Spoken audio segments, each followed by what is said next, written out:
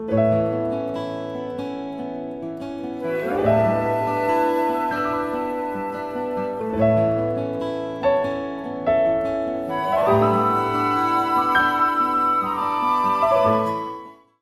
when you finish compose one work or a piece of music or a song, do you practice it?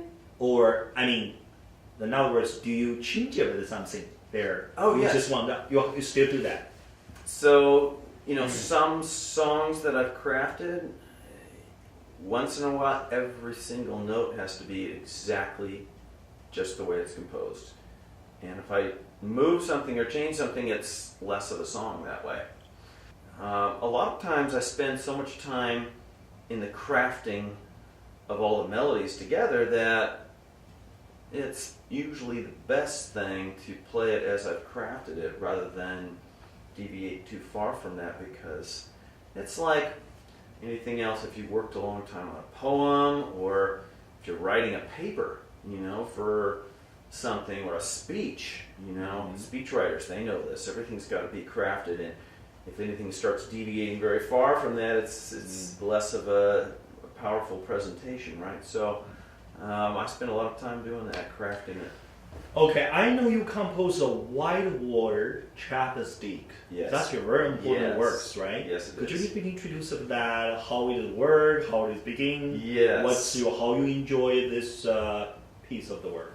Well, whitewater chopsticks is kind of interesting. It went on my first album, Through High Places. And at the time, everybody was doing kind of elevator piano. It was piano that was very mellow, maybe very relaxing. Whitewater chopsticks is the opposite of that. It's very energetic, very fast-paced type of version of the Chopsticks waltz theme. And so it's kind of an interesting way that the name came about, because my producer at that time we were thinking about what should we call it. Well, it's chopsticks. Certainly it's a version and an adaptation of that melody, but it was so energetic and frenetic that it had maybe more to do with whitewater and waterfalls and sticks breaking up and chopping the sticks up, right? And so it's a kind of a double meaning on chopsticks. You can have the chopsticks you eat with, you can have the chopsticks, as a result of, huge whitewater going down. So that's just kind of fun way of how the song came about. Well, what's interesting is at the time, I remember some different labels were interested in distribution, and they would tell me, well, we like this album, but Whitewater Chopsticks, it doesn't fit, so you should take that song off. Which is very interesting, right? Because this is my #1 song today, and Contemporary Logic back then said it shouldn't even be on the album. So I kept it on. My father is the one that really loved that song, and I kind of did it for him, and kept it on there, and now it's become a hit kind of in the pageant world. Miss California won, this year's pageant. I'm playing Whitewater Chopsticks.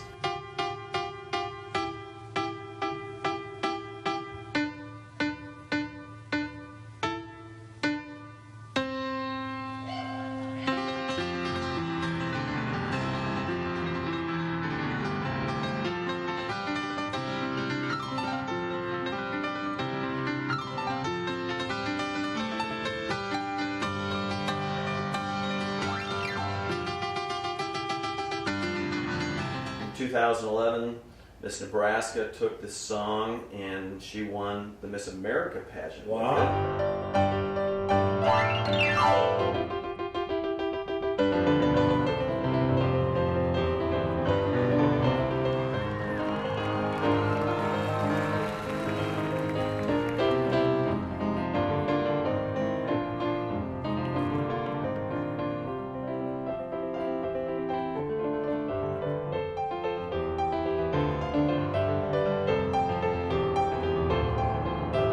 Okay, Kevin, congratulations, very good. Thank you. Okay, Kevin, I want to ask you a question. When you play the piano music, Yeah. when you play the music that's composed by yourself, or you play the music, the piano composed by another artist, even very famous of the Beethoven, Tchaikovsky, how different from what you feel? So sometimes I will get inspired by, something I've played, a Beethoven melody, for instance, and I'll adapt it as I did on this album. I took Beethoven's Ode to Joy, and I put it with a Celtic feel, and so now it's Celtic Joy, for instance.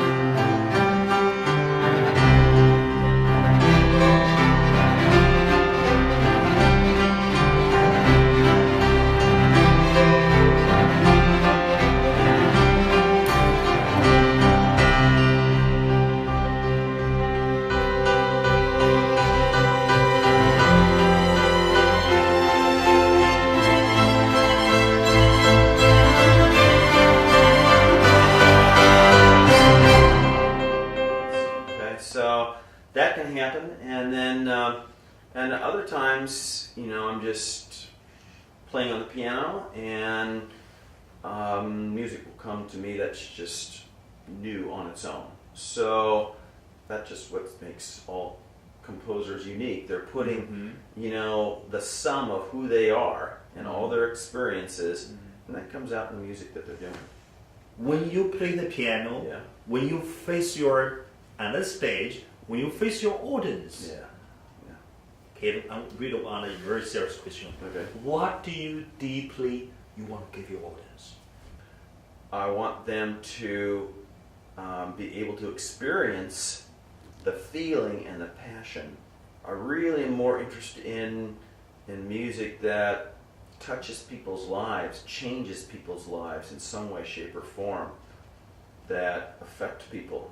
I just was performing with an orchestra about a week ago, and people came up to me with tears in their eyes after we're done, and told me they had goosebumps on their arms. So I know that the feeling and the passion and the power of what I'm doing is communicating with everyone in the audience.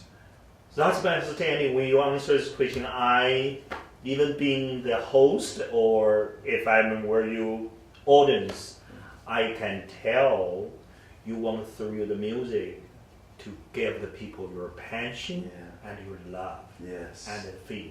That's Yes. right? That's exactly right.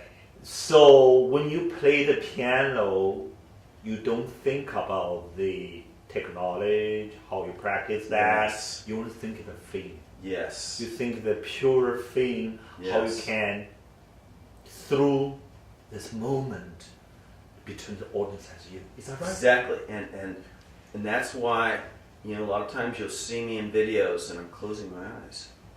And I'll cock my ear like this towards the strings. And it's almost like I would like to strip away all the action of the piano, and as I play the keys, directly caress the strings. I know that's a weird concept, but this is what I'm trying to do, and a good piano will allow me to do this. And so I'm always listening to the feedback, from the strings, and hearing what I'm doing, and okay, is this the way it needs to be done? So this is how I'm tuned when I'm performing. It's all about creating, that piece of art that reflects something beautiful in the world and giving that to people. Yes. When you do the performance, Yes. you collaborate with a lot of the artists. Yes. Also, I know when you just play the piano, kind of by yourself. Yes. If you work with another group, the music group or Yes. orchestra Yes. and the symphony, Yes. you have to work with the people. You have the teamwork. Yes. So until now, who really is your good teamwork? So get me very impressed. I want to know. Okay, like the best collaborations collaborations with probably the artists. other artists. You never forget them. Yeah, no. Maybe. I've had some amazing experiences with some just really fabulous musicians. We did a concert in Dnipro, Ukraine with the symphony orchestra there. We did my new song called Carol the Bells, which is my version of the popular Ukrainian carol. And it was just, I loved performing with them. It was just stunning, you know.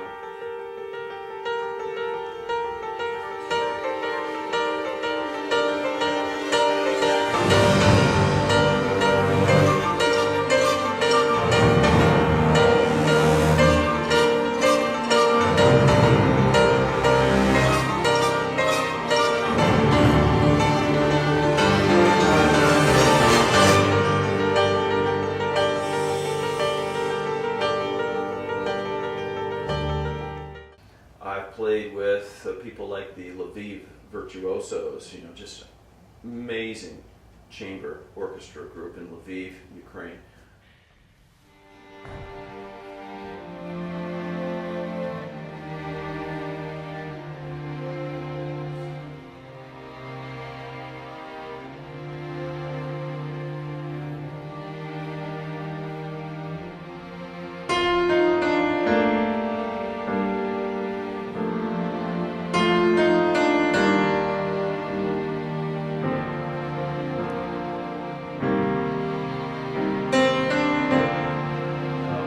I like any orchestra that will think a little bit differently about this music and want to do their best with it, not as simply a performance, but as a, you know, almost a musical act of worship, you know, if we can even call it that, because it just goes beyond the mere mechanics, and that's what we've talked about before. So I want to go beyond the mechanics of the piano, and I want my orchestra to do the same thing.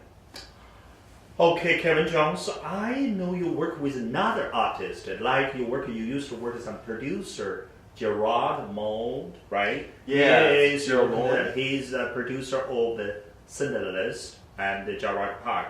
Yes. So I think you work with him and set up some records. I mean, could you introduce some of that? Well, yes, I was invited to do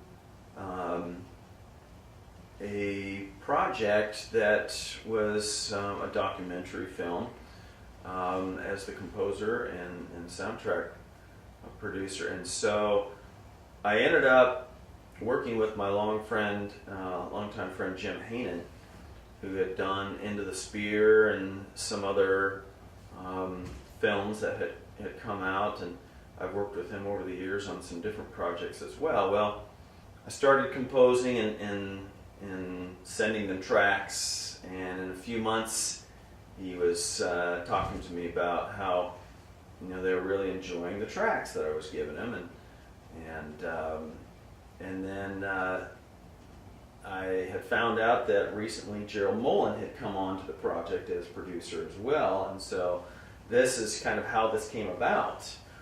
Well, I didn't know what to expect, but the movie was way bigger than I thought it was ever going to be. It ended up being the second highest grossing documentary, you know, in history, with like 33 million at the box office, which was just amazing. Wow, you know, 36 in there. Right, that's good. I didn't expect any of records. this, you know, Yeah, but it did very well, and it was a lot of fun. I just really enjoyed that project, although I worked probably 16-hour days for months at a time, just trying to get all the work done for it. So, but it was great. I enjoyed it so much.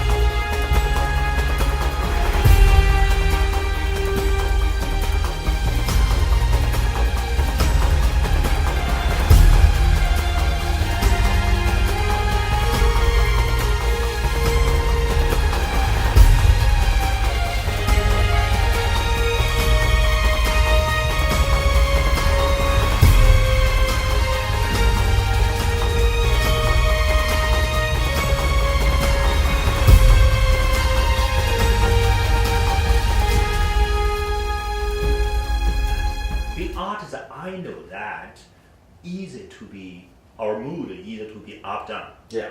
So I mean, being an artist, sometimes our mood will be sad. So I want to ask you first question. Okay. When you get bad mood, you sad, how you get solution, how you get solve it? First of all, I think that we have to, just like anybody, whether they're artists or not artists, you have to have a couple things. You have to have discipline, you know. You can't just let your emotions rule you. If you do, you'll be a mess, right? So that's one thing that we all, I think, have to work on in this life. And then secondly, you have to live for a purpose. If you have that perspective, you can move through these times, you know, and be productive and hopefully do things that are of worth and value and glorifying your Creator. Okay. Yeah. Another question is being great artist, like being great the pianist, Yeah. being great the composer. Yeah. People say you have to always think forever. You have to always think the future. Yeah. That means you have to make your work, your piece, your music, to be eternal. Yes. So how you do that? I think that music should be, like we've talked about, done for a much greater purpose than our own self-aggrandizement and this type of thing. But, you know, a lot of times I don't even overthink it either. I just sit down at the piano and let it start flowing. I didn't try to do any of these things. It's not like I came about like, well, let's see if I can compose something that will stand the test of time. But at the same time, I grew up listening to people who did that, right? And you listen to, you know, some of the greats, they had the same perspective on their lives and on history that I do. I share that same perspective. You know, Bach, you know, Sola Deo Gloria, right? That was what he wrote on every single song. To God be the glory. And so, when you have that perspective and that spirit, maybe something is going to be valuable out of our work that will continue on way past our time here on planet Earth. In the late 15th century, a group of European sailors discovered America by mistake. Christopher Columbus didn't go looking for America. Actually, he went looking for a new way to the Far East. The Muslims controlled the trade routes of the Arabian Sea, so Europeans wanted to find another way to India. That's why, when Columbus landed, he called the native people he encountered Indians. These are the real Indians. Columbus's discovery of America was an accident. It was a navigational error. So what if this blunder never happened? History would look very different.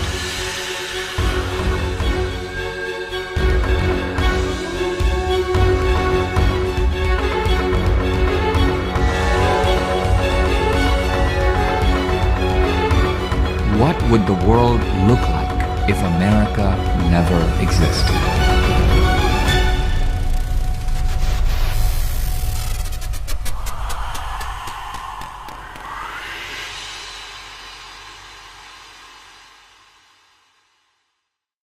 What's your beautiful life value? Yes. What's your beautiful life value? Well, I think that a beautiful life is a life that is lived according to the desire and the intent of your Creator. And so if I'm in the will of my Creator God, okay, who made me and put me on planet Earth, okay, then I'm fulfilling, okay, the intent for which I was made and the purpose for which I was put on planet Earth. Okay? So I can't think of anything higher than that. And you know, that's a perspective that can take you through some suffering and some hardship, because many people in this world go through a lot of suffering, a lot of hardship, a lot of very difficult times. Well, how can they have a beautiful life in that time? That's the question, right? So it goes way beyond getting things and materialism and all these types of things. It has to do with who are you living for and what's going to happen to you when you meet your maker. That is living a beautiful life, because now you're ready for anything. You're ready for anything. If I get in a car crash coming back from the studio today and I go meet my maker, I'm ready, right?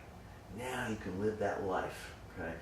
So that prepares you for anything on planet Earth. So for me, that's my perspective. So you accept everything. Well, yes, you can be content in whatever happens to you in this life. Okay? And if you can be there, then nothing can touch you. Okay? And what better place is there than that? Right? I don't see how you can do better than that. So for me, that's how I live my life and how I believe the beautiful life is. Yeah. Cool. Hello everybody, this is Zhou Zheng Show and Beautiful Life, like the Kevin Jung tell us. If we can realize our will to be the reality, we can get the beautiful life. Thank you for watching Zhou Zheng Show and Beautiful Life.